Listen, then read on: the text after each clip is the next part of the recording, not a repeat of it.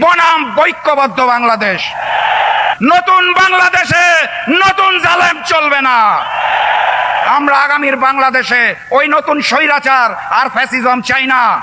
আমরা আগামীর বাংলাদেশে ভারতীয় আধিপত্যবাদ চাই না। অতএব বাম বিএনপিকে না বলুন, গণভোটে হ্যাঁ বলুন। জুলাই গণ অভ্যুত্থানের হাজারো শহীদের রক্তের বিনিময়ে আমরা আজকের দিনটা পেয়েছি, বলেন আলহামদুলিল্লাহ। আজকে এখানে আমাদের অত্যন্ত আনন্দ ঘন পরিবেশে, উৎসব মুখর পরিবেশে প্রচারণা করার কথা ছিল, সেটা হচ্ছে। কিন্তু একই সাথে সাথে আমাদের মনটাও বিষণ্ণ হচ্ছে, কারণ এই নতুন বাংলাদেশে নতুন জালেমের পক্ষ থেকে হামলা হওয়ার কথা ছিল না।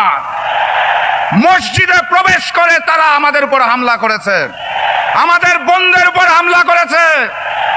ঢাকা 15 আসনের জনগণকে জানিয়ে দিতে চাই, মাথা উঁচু করে জবাব